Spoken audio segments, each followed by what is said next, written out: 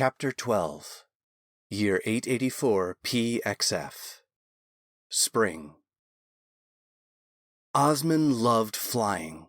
He could hardly help himself from letting out another cry of delight as the mist owl wings he soared upon carried him over the waves.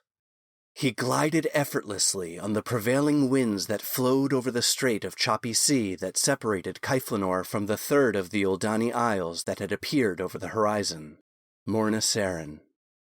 When taking to the air 2 days ago, Osman had submerged himself deep into the instincts of the avian form he wore to navigate the treacherous updrafts the cliff faces of Kaiflanor stirred into the sky. But out here, over the open ocean, he was in complete control. While the flesh, blood, and bone were Osman's, its current form was shaped by the spirit of the mist owl whose memory he carried, and was not something he could create without her. During the long flight, Osman had contemplated Alaris's words about there always being a cost to his soul channeling. The full implications of having flesh able to be molded by the convergence of magic, fate, and the spirit memories he carried within him still eluded him. What would lie in store for him, both as beasts and when he walked again on 2 legs? Osman felt a responsibility to the imprint of the mist owl whose form he now wore. Its life, memories, and experience now lived on through him, and Osman felt honored and obligated by that burden. As he merged deeper into her memories, Osman began to think of the mist owl as the matriarch. No hierarchy ordered her home colony perched above the fog-shrouded shores of Morna Seren, but the matriarch had been hatching clutches in her rookery for decades. She had been an elder within its community longer than Osman had been alive, a feat of longevity surprising even to her. The matriarch had lived a life worthy of respect, and Osman happily obliged her with that deference. The recollection of the matriarch's brood spanning 50 generations of coastal mist hunters inspired a preening pride in Osman. Children beyond number that brought a wary fear to any prey that ventured too far into the mists, regardless if they crawled the land or swam upon or under the waves. As he soared upon the matriarch's borrowed wings, Osman found it the most resonatingly natural thing to be a female owl. The memory of being courted by young males vying for the matriarch's affection to mate, life growing within her body, caring for her eggs, feeding and raising her fledglings. While on his own 2 legs, prowling on 4 with Wilfred, or now soaring on the matriarch's wings, Osman became aware how little one's flesh mattered to your intrinsic identity. Osman had not only seen the truth of the souls whose forms he now carried, but also his own. Now that he had, he knew who he truly was and always would be. Osman let out another cry of delight as he dove through a small cloud that passed beneath him. The matriarch's instincts had gotten him off the ground and beyond the cliffs, but after the first few hours of uneventful soaring over the open sea, Osman had tentatively tested his skill and immediately fallen in love with the exhilaration of flight. It had been shaky at first, but the elongated wingspan of the mist owl, evolved for open ocean soaring, was thankfully forgiving enough that minor mistakes did not result in disaster. Survival would be unlikely if Osman crashed into the choppy surf below, so he kept his recklessness to a minimum and the matriarch's instincts close at hand. Despite his antics, she guided Osman unfailingly westward, both of them secure in the knowledge that he would arrive at her home shores by moonrise. The white foam of the crashing surf was the only delineation between the dark waters of the ocean and the black sand beaches of Morna Seren's southern coastline. The matriarch's colony was still dozens of leagues away on the isle's northern shore, but in his exuberance for flight, Osman had expended far more energy than necessary on the traverse across the strait, and his avian body demanded sustenance. He would not reach the deep fog of the north shore this night. However, mist hunting was not the only skill the matriarch had mastered, and spring always created a prey-rich environment. Osman heard an unfamiliar sound to his ears, but it rang like a dinner bell through the matriarch's senses. A seal cub, grown out of its helplessness as a pup, but not quite ready to commit to a life at sea, had let out an ill-fated yelp as it settled on the moonlit beach to sleep. Its black speckled fur perfectly camouflaged it against the sparkling, dark volcanic sand. But it mattered little, as Osmond was guided by the matriarch's frighteningly sensitive hearing and a half-century of honed hunting skill. Osmond dove toward the cub, his soft feathers making not a whisper of sound. His momentum drove his talons deep into the seal cub's flesh, still fat with blubber from mother's milk. Claws closing around its spine, Osmond lifted the seal, easily the size of a large suckling pig, into the air with a few beats of the matriarch's powerful wings. The cub squirmed in his claws, threatening to bite, at which point Osmond sank into instinct, letting the matriarch's experience take complete control. Correcting course slightly, the matriarch gained altitude, heading toward a rocky outcropping. After 2 mighty wing beats, her claws opened, releasing the seal and letting it fall 40 feet onto the rocks below. It hit with the delicious sound of an overripe melon splitting. Guided more by his stomach than skill, Osmond dropped to the stone shelf where the cub's corpse lay splayed open and, with beak and talon, began to feast. After satiating his hunger, gorging himself on nearly all of the seal's remains, Osmond returned to the air, looking for a suitable roost.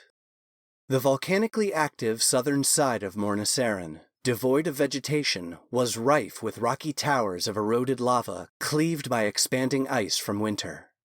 The jagged spires offered many sites for inaccessible and safe places to perch. Leaving the choice to the matriarch, Osmond eventually found one acceptable to her wary sense for potential danger. Closing his eyes and ruffling his feathers to capture the last warmth of the early evening, Osmond settled in for the night. Even though 3 days had passed since he and Wilfred parted, this was Osmond's first chance to sleep. While he had drifted into an almost hypnotic daze through the days of flying from Kaiflanor, he had never truly slept. Now, perched in the darkness amidst the stark obsidian towers, a deep loneliness crept over him. While Wilfred had not been as actively present in his consciousness the past few years, Osmond had always felt his presence in his mind. Now there was just an emptiness. The matriarch and the other spirits he held were a presence within him, but they couldn't replace Wilfred. For a decade he had never been truly alone. Even in his healing sleeps, Osmond had known Wilfred was close by.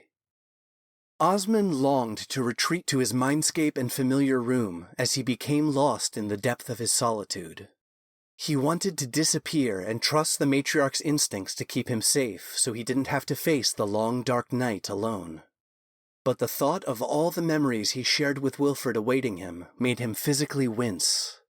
Osmond ruffled the matriarch's feathers again and willed himself to sleep, allowing exhaustion to overtake him. He dreamed of flying in a gray void of mist and fog, his solitary cry echoing over the sound of wind and surf. His lonely cry was answered first by one, then dozens of mist owls echoing in his ears, calling to him with offers of safety, community, and belonging.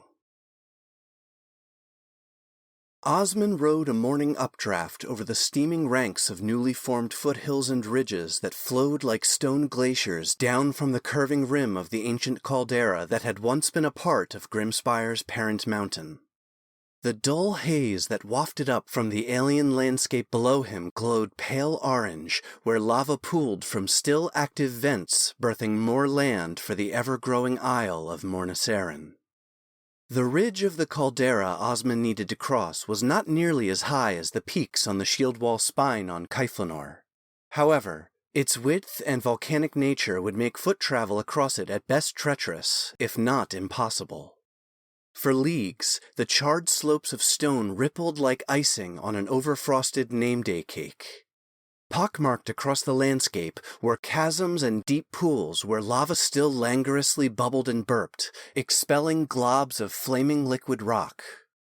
From his perspective as he approached from the air, the landscape looked like the mountain had slowly melted in the sun and flowed like molasses to the sea. As Osmond passed over the leading edge of the slow-flowing rock, the matriarch's instincts snatched control of Osmond's lazy ascent. She banked him hard to the right, wings almost vertical, narrowly avoiding a towering geyser that erupted below them. With the column of boiling steam and water came a blast of heated air the matriarch's skills deftly utilized to carry him hundreds of feet higher into the sky. Osmond belatedly realized flying over land, especially thermally active land, was not the relaxed soaring of his ocean passage, so he relented control of his form to the matriarch's innate expertise. The air around Osmond grew oppressively warm and thick the further inland he traveled. The constant winds off of Icefell pushed the heat and steam from the newly formed land before it, carrying the moist blanket of air higher and higher up the southern slopes of Mornisaren. Convection, thermal winds, and the rising ground channeling it upward accelerated the ocean of air even further.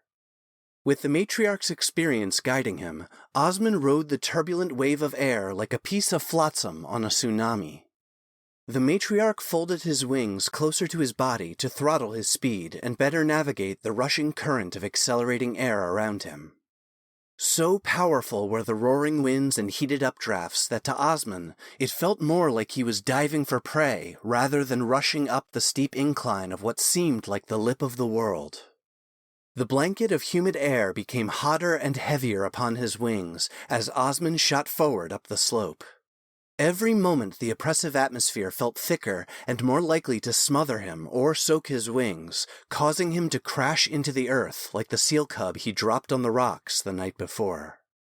Unable to risk a single beat of his wings to gain altitude, lest his feathers be torn from his skin, Osmond had to dodge around spires of stone racing toward him. It took every bit of the matriarch's instincts to avoid certain death. The lip of the caldera was less than 500 yards away, but it felt like miles. A prominent ridge of rock ahead blocked his path with no way around. With his current trajectory and speed, crashing into it was inevitable. The matriarch instinctively extended Osmond's talons high out in front of him to brace for impact. Every triumph and regret of Osmond's life flashed through his mind. At the last second, the matriarch reached Osmond's claws high above his head, nearly flipping him upside down to do so. Talons scrambled on the leading edge of the ridge, their hooked shape immediately finding purchase. His claws' elastic muscles were pulled taut by his momentum, and then launched him back up into the rushing current of air right as his tail feathers began to crush against the sheer face of the ridge. Wings pulled in tightly to his sides in a falcon stoop, Osmond's flying was more akin to that of a stone thrown from a catapult than a bird on the wing. Osmond shot over the lip of the Mornisaren caldera, missing it by less than a yard. The raging wave of air that had propelled him up the slope at breakneck speed became less than a breeze as the ground dropped out from under him. The matriarch slammed out his wings like a parachute, leaving him floating 7,000 feet over a vast evergreen canopy of ironwood trees far below. The legendary forests of Mornisaren spread out below Osmond like a vast green carpet. Behind him, the warm, wet air that had all but thrown him up the island's southern slopes curled into eddies created in the lee of the caldera rim. There they condensed into clouds and drifted out from the towering inner face of the caldera, showering the trees and all the life sheltered in their boughs with their warm rains. The ironwood trees were just the tip of the incredible forest Osmond drifted over. Anson, decades before at Horizon's End, had called the ironwood he carved his sculpture from a mere sapling. Osmond had listened with his mouth agape as Anson told him how a proper ironwood tree would have a trunk larger than the entirety of the grounds of Horizon's End. Anson spun tales of how, beneath and upon their boughs, whole ecosystems of fantastic plants and animals lived that existed nowhere else in the world. And at the center of it all was Arbor Luminari, the World Tree, and in its boughs, the city of Luminaria.